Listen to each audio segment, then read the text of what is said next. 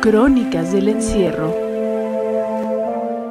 Y bueno, pues aquí está ya Montserrat con nosotros. Muy buenos días, Montserrat, bienvenida a este espacio de, sin embargo, de Crónicas del Encierro, que yo creo que ya pronto vamos a tener que ir pensando en otro nombre, porque de encierro ya poquito a poquito estamos saliendo todos del encierro. Qué bueno que la gente se está vacunando, por cierto, ya se están abriendo la vacunación universal en Baja California. Ahorita les platicamos más adelante de la vacunación, por cierto, ahora que lo recuerdo, pero pues vamos a platicar en estos momentos con Monse. Monse, muy buenos días, bienvenida, y pues el día de hoy, ¿de qué nos vas a platicar? Buenos días, Romina, gracias. Gracias también a quienes nos escuchan en Café y Noticias. Hoy les voy a hablar sobre un debate que llegó al Pleno de la Suprema Corte de Justicia de la Nación desde el 8 de junio y es sobre la gestación subrogada. La Corte invalidó el 8 de junio algunas disposiciones que establecía el Código Civil de Tabasco en esta materia porque las consideraba discriminatorias. Por ejemplo, señalaba que es discriminatorio impedir que personas extranjeras accedan a la renta de vientres aquí en México. Las y los ministros determinaron también que al igual que Tabasco, otros estados pueden empezar a legislar ya en esta materia, porque actualmente solo Tabasco y Sinaloa tiene leyes que hablan sobre la gestación subrogada. Bueno, este tema pues ha generado muchas reacciones, distintas posturas de activistas y organizaciones civiles, y por eso hoy para esta sección de Crónicas del Encierro entrevisté a representantes del Grupo de Información en Reproducción Elegida, GIRE, y de la Coalición Regional contra el Tráfico de Mujeres y Niñas en América Latina y el Caribe, que se abrevia CATLAUC. Y estas dos organizaciones pues tienen posturas contrarias sobre la gestación subrogada y pues precisamente no quería escuchar qué lectura hacen de esta votación de la Suprema Corte. El GIRE, por ejemplo, defiende que la gestación subrogada es una práctica que debe regularse porque se practica pues aunque no existen leyes en todos los estados, ¿no? Entonces plantea que es importante tener una regulación para evitar que las mujeres, pues la vida de las mujeres esté en peligro.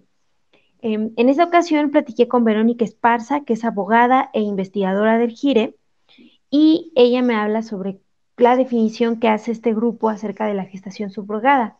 La plantean como un contrato en el que una persona acepta llevar un embarazo para una persona más o para otras personas que van a fungir ya como madres o padres del producto de este embarazo. Entonces, pues, si podemos escuchar a lo que nos dijo la abogada Verónica Esparza sobre esta materia, pues estaría muy, muy bien.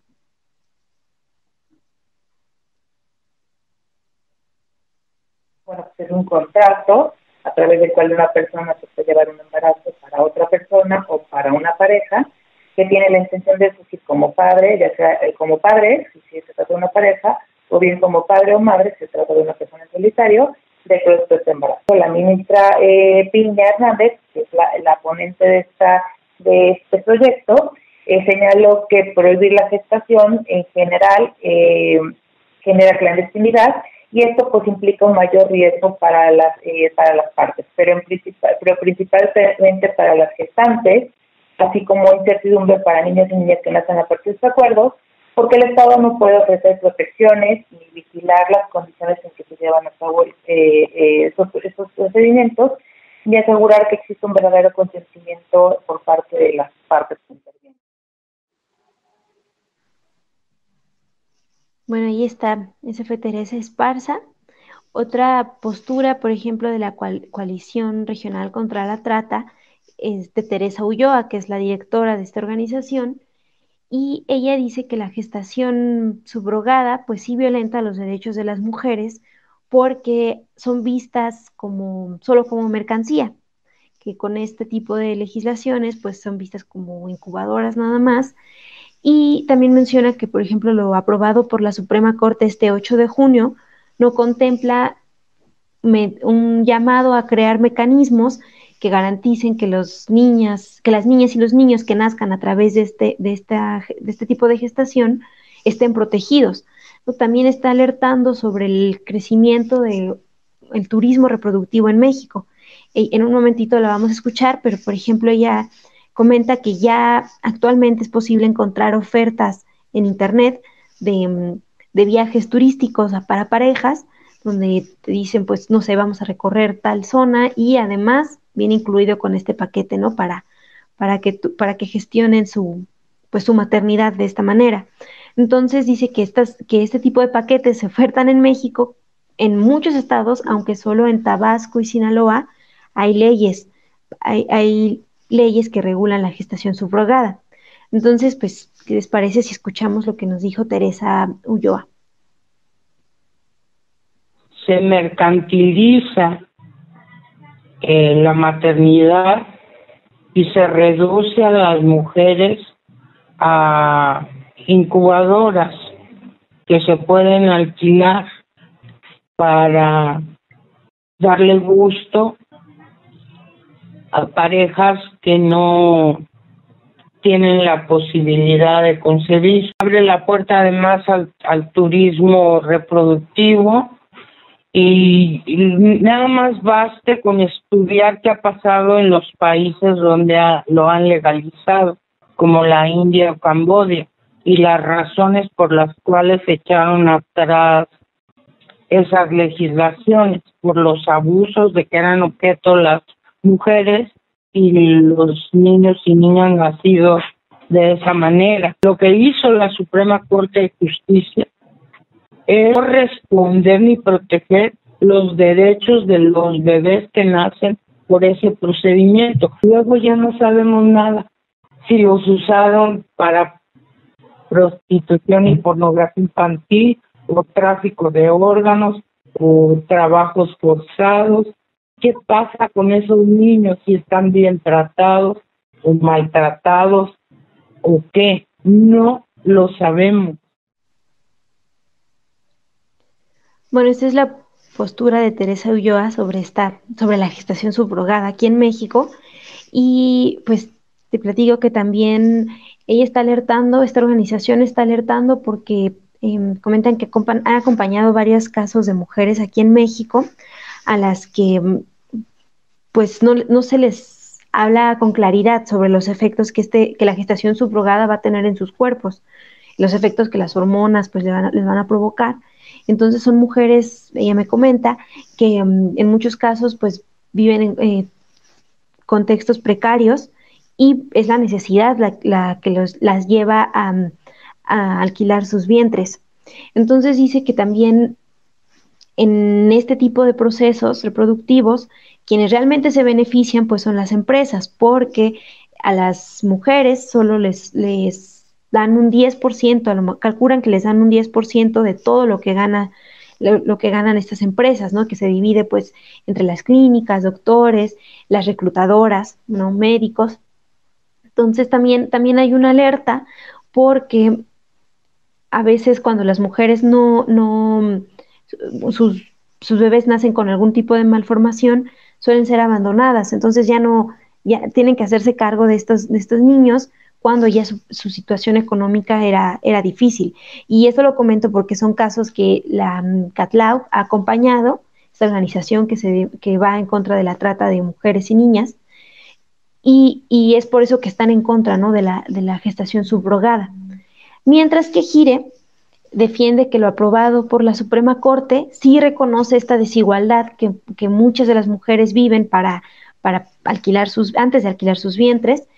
Y en este sentido, la abogada Verónica Esparza nos dice que más bien insiste en que es un derecho de las mujeres decidir sobre cómo van a llevar su vida reproductiva, y que tan es su derecho que pueden incluso cobrar por ello, ¿no? Y que es el Estado quien debe regular estas prácticas para que ni ellas ni los productos estén vulnerados. Entonces, si podemos escuchar también esta otra parte de la abogada Verónica Esparza de Gire, pues lo agradecería mucho. La Corte reconoce que a pesar de que, bueno, es decir, reconoce que existen que existen abusos, que existe desigualdad, o con frecuencia los contratos de gestación se firman en contextos de desigualdad cultural, no solamente económica, sino también cultural y social entre las partes, ¿no? Y que esto, si bien puede afectar las condiciones de consentimiento de las partes que participan en ellos, es necesario reconocer que las mujeres tienen capacidad de agencia para tomar decisiones sobre su vida reproductiva y que justo, aún en contexto de desigualdad, se debe de llevar una regulación cuidadosa por parte de los estados, ¿no? Nosotros queremos resaltar es que aún en este contexto de desigualdad se debe reconocer la autonomía y la capacidad de agencia de las mujeres para tomar decisiones, pero decisiones informadas, decisiones protegidas, decisiones en las cuales puedan conocer cuáles son sus derechos, cuáles son las obligaciones que tienen las partes contratantes en este tipo de acuerdos. Es decir, lo que se busca con la regulación es proteger a las gestantes de abusos en esta práctica.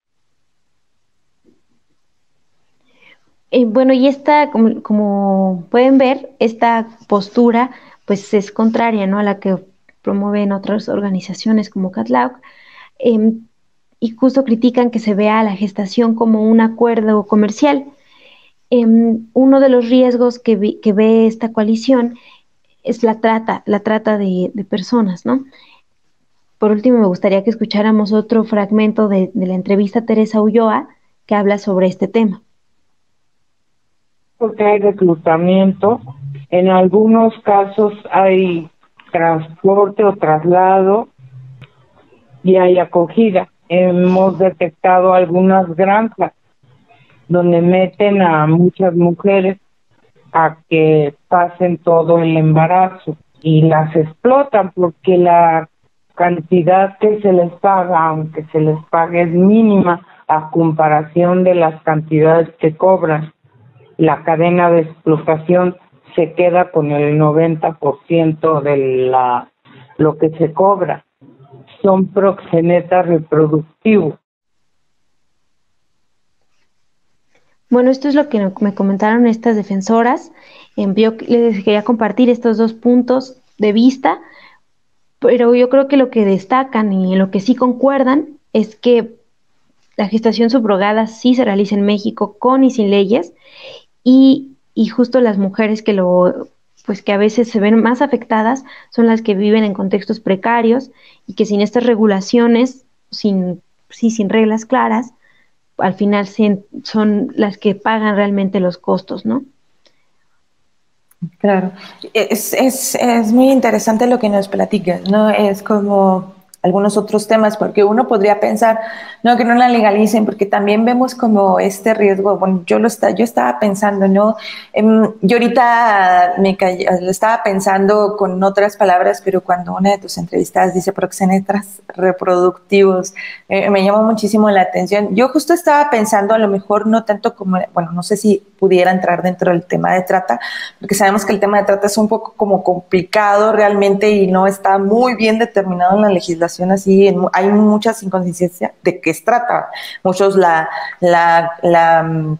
confunden con explotación sexual o explotación de trabajo. Es un tema complicado el tema de la trata. No sé si entraría realmente en el tema de la trata, pero yo me imaginaba así el escenario de mujeres que pudieran estar viviendo en una situación de violencia con un hombre, con una situación de violencia, un hombre que puede abusar de ellas también económicamente, y que con este tipo de mecanismos, no sé, a lo mejor me estaba imaginando un escenario de que incluso hasta los mismos hombres pudieran obligar a algunas mujeres, a sus parejas, a que estén en una situación de dificultad económica, que también las quieran empezar a utilizar como, pues sí, como mujeres, o sea, de hacer hijos para vender. Es muy, muy delicado este tema, pero también una de las cosas que rescato de lo que nos platicas es que tampoco nos podemos cerrar a que esto es algo que está ocurriendo en México, ¿no? Esto